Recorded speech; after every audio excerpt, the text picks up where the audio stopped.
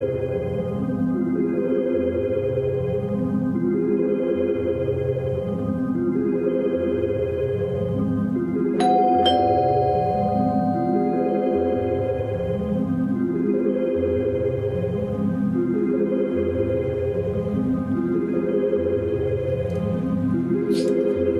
चौहान। जी ma'am आपका parcel. भैया, नहीं चाहिए प्लीज। मैम अगर आपको नहीं चाहिए तो आपने जहाँ से ऑर्डर किया है वहाँ से आप रिटर्न रिक्वेस्ट डाल दीजिए, वापस हो जाएगा। पर यहाँ तो आपको लेना पड़ेगा। ठीक है, दीजिए। मैम हाँ एक गिलास पानी मिलेगा? भैया, आप कहीं और पी लो पानी प्लीज। मैम बहुत ज़ोरों की प्यास लगी है। ठीक है, लाती हूँ।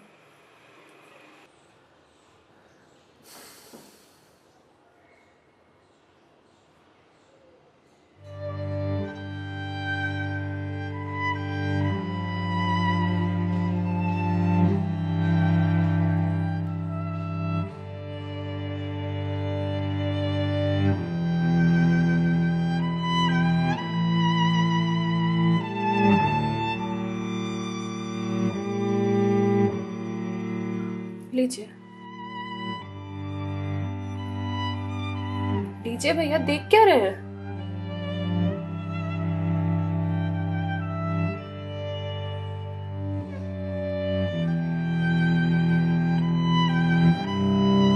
मैम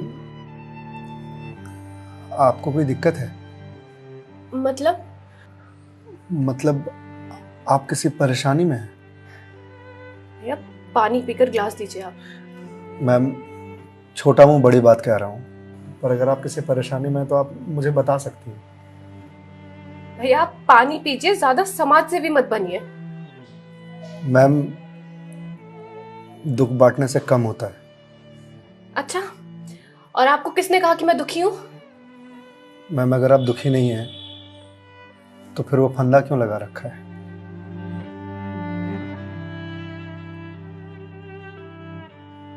मैम मैंने सुना है खुशियां बांटने से बढ़ती हैं और दुख बांटने से कम होता है।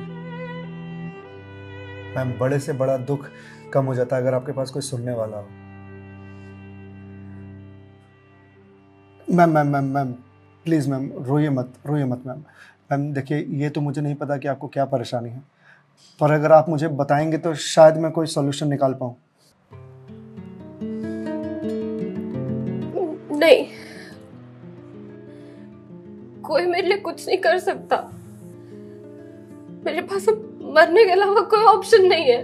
मैम ऑप्शन तो ढूंढने से मिलता है ना। आप एक बार मुझे बताइए ना, शायद मैं कोई जीने का ऑप्शन ढूंढ पाऊँ आपके लिए। क्यों बताऊं तुम्हें? क्या कर लोगे तुम? मैंने बोला ना, मेरी हेल्प कोई नहीं कर सकता है। मैम आप अगर मुझे नहीं बताएंगे तो मैं वैसे भी कुछ नहीं कर पाऊंगा, पर अगर आप मुझे बताएंगे तो शायद मैं कोई हल निकाल पाऊं। और अगर कोई हल नहीं निकला तो आप तो वैसे भी सुसाइड करने जा रहे थे, तो जाने से पहले अपना दुख मुझे बताते जाइए प्लीज।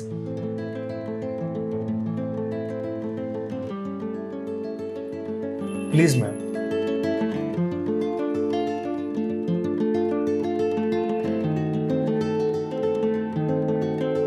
मैं ईएमआईस के चक्कर में फंस चुकी हूँ। मतलब मैं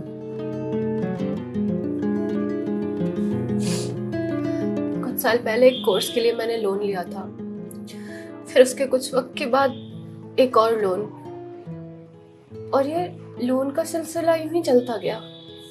इस महंगाई के जमाने में पैसे की जरूरत तो हर किसी को पड़ती है, मुझे भी थी।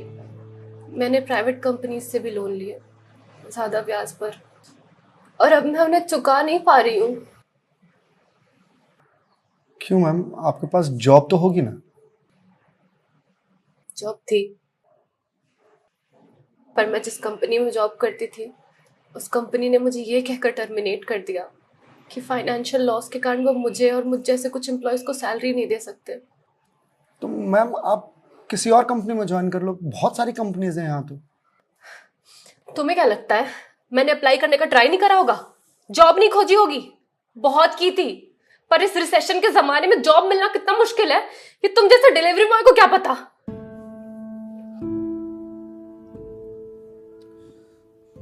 आई एम सॉरी मैम, शायद आप सही कह रही हैं, मुझे इस बारे में कोई जानकारी नहीं है। जॉब जाने के बाद मेरे से चीजें हैंडल नहीं हो रही हैं। बैंक से रोज कॉल्स आते ईएमआईज भरने के लिए, और प्राइवेट कंपनी वाले फोन कर कर के धमकियां दे रहे हैं। मैं इस लोन के जंजाल में फंसती चली जा रही हूँ, और अब मेरे पास सुसाइड के अलावा कोई और ऑप्शन नहीं है। मैम, ऑप्शन क्यों नहीं है?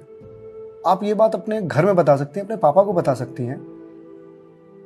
नहीं, मैं ये बात अपने पापा को नहीं बता सकती। क्यों मैम? मेरे पापा रिटायर हो चुके हैं, उनके ऊपर पहले से घर की बहुत रिस्पॉन्सिबिलिटीज है। वो मेरी शादी के लिए पैसे भी जोड़ रहे हैं। मैं उनसे किस मुंह से पैसे मांगू? मुझे पढ़ाने के लिए, बाहर भेजने के लिए उन्होंने ना जाने रिश्तेदारों से कितने ताने सुने होंगे, और अब जब मैं उन्हें ये जाकर बोलूंगी तो लोग क्या कहेंगे? मैम, पैसे आपको अपने पापा से मांगने हैं या लोगों से? पापा से लेने हैं। तो फिर अब लोगों का क्या है? लोगों का तो काम है कहना, वो तो कहते रहेंगे। पर मैं किस मुंह से जाके अपने पापा को ये बोलूं? किस मुंह से मांगू पैसे उनसे? जिस उम्र में मुझे उनका बोझ उतारना चाहिए, सहारा बनना चाहिए, उस उम्र में मैं उन पे ही बोझ बनूं?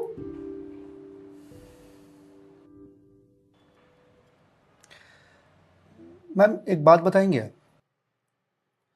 बचपन में आपकी सबसे फेवरेट चीज क्या थी? बचपन में मुझे साइकिल का बहुत शौक था।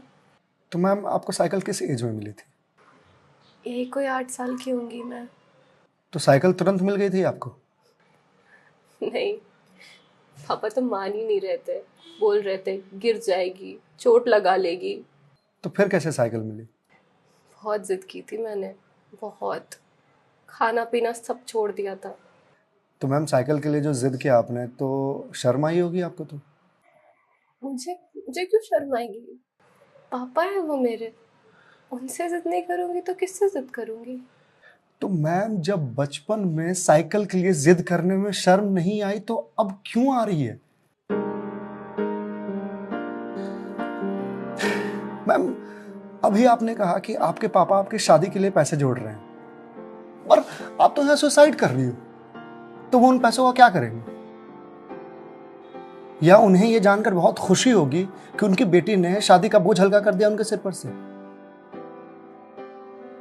मैम, आपको मालूम है, हमारे जनरेशन की दिक्कत यही है कि हम अपने आप को इतना बड़ा समझ लेते हैं कि हम अपने पेरेंट्स से ही अपनी बात छुपाने लगते हैं।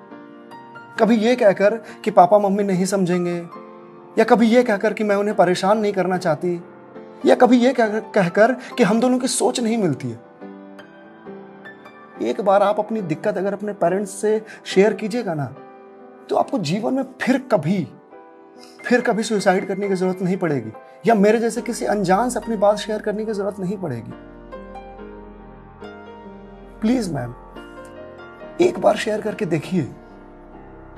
उनसे बेहतर दोस्त इस दुनिया में कोई नहीं हो सकता। प्लीज मैम, एक बार ट्राई कीजिए, प्लीज मैम।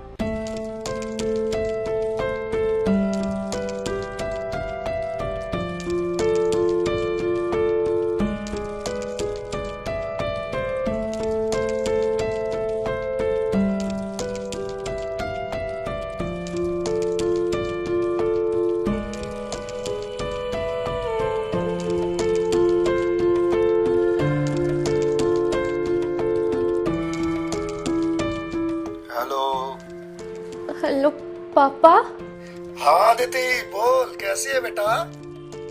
पापा, मुझे आपसे कुछ बात करनी है। हाँ बोल ना बेटा।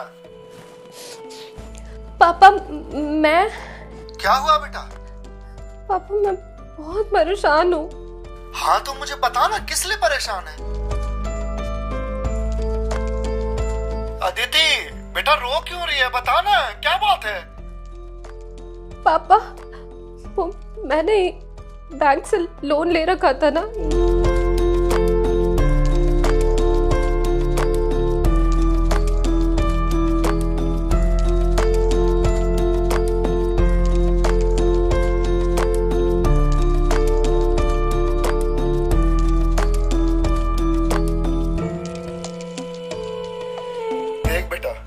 जो हो गया सो हो गया, तू चिंता मत कर, मैं हूं ना, अभी तेरा बाप जिंदा है, मैं काम करता हूँ, मैं कल ही तेरे पास आता हूँ, तू बिल्कुल भी चिंता मत कर।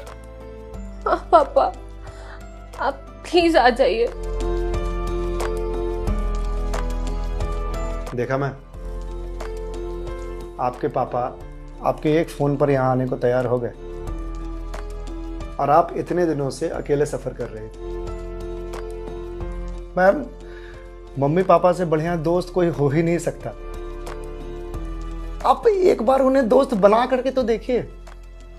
आप सही कह रहे हैं भैया, मम्मी पापा से अच्छा दोस्त कोई नहीं हो सकता है। Thank you. It's okay ma'am, ये लीजिए ग्लास। वंस अगेन भैया, thank you so much. It's okay ma'am, bye. Ma'am जी? मेरे पास आपके लिए कुछ है, यही रुकिएगा, मैं थोड़ी देर में आता हूँ।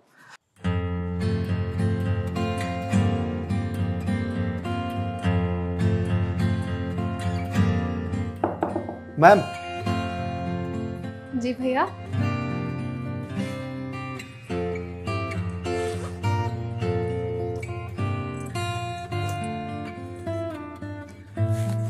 मैम, ये आपके लिए। भगवत गीता? जी मैम। मैम, 2020 का साल मेरे लिए बहुत बुरा था। कोरोना में मेरी जॉब चली गई। पहले के कुछ महीने जो थे वो तो सेविंग्स से निकल गए, लेकिन उसके बाद के कुछ महीने बहुत ज़्यादा टफ था। मेरे ऊपर भी आपकी ही तरह बहुत सारे EMIs थे जो मैं पे नहीं कर पा रहा था, जिस वजह से मैं बहुत परेशान था और सुसाइड करने की सोचने लगा था। और एक दिन तो सुसाइड करने निकल भी गया था, लेकिन पापा ने मुझे पकड़ लिया। पहले तो बहुत डांटा,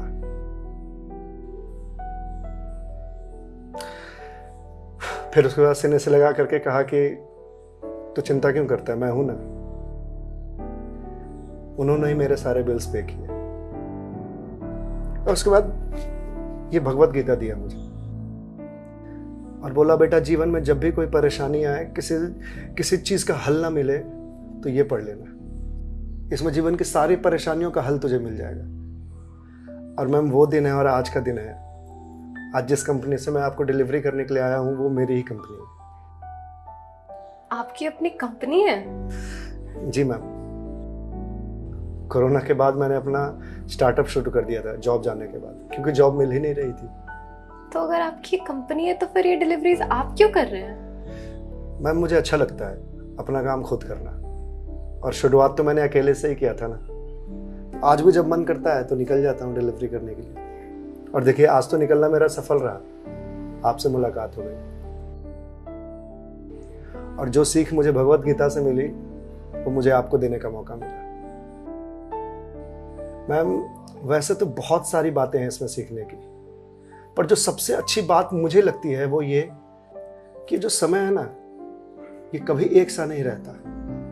आज बुरा समय है तो कल अच्छा समय जरूर आएगा। आज अंधकार है तो कल सवेरा जरूर आएगा। इसलिए कभी भी अच्छे समय में इतराना नहीं चाहिए और बुरे समय में विचलित नहीं होना चाहिए। समय है, कट जाएगा। मैम, इस एक थॉट ने मेरी पूरी जिंदगी बदल दी।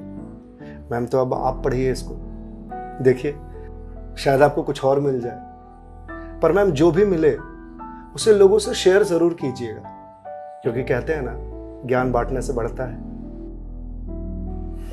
Thank you.